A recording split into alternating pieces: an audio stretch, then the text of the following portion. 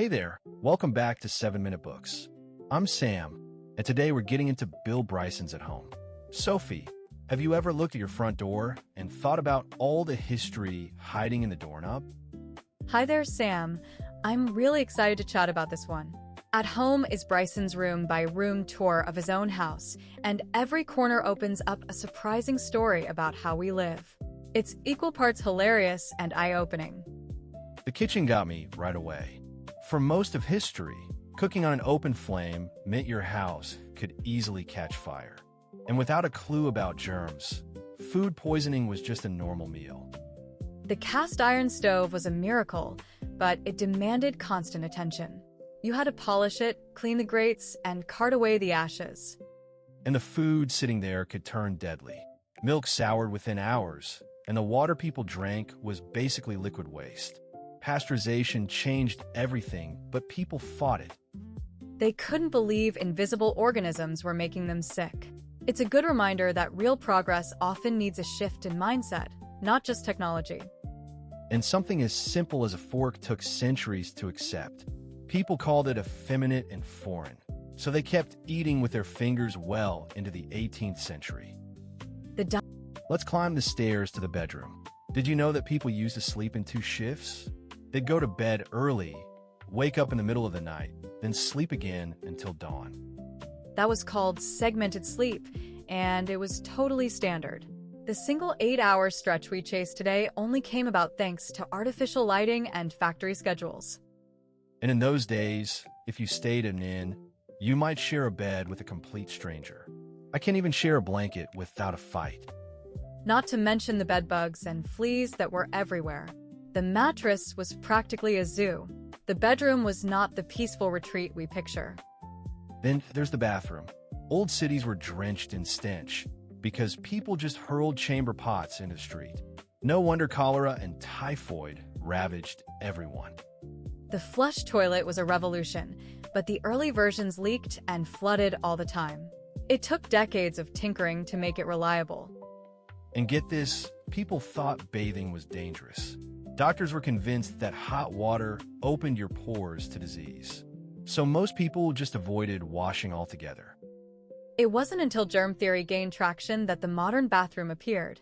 We're talking about a transformation that's only about 150 years old. That's incredibly recent. Our great-grandparents lived without radio, without antibiotics, without anything we rely on.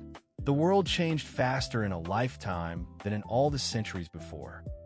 And the study shows that information overload isn't new. People in the 1600s were already complaining about the endless flood of books. Sound familiar? Yeah, plus the whole idea of comfort is modern. People used to sit on hard benches and sleep on straw.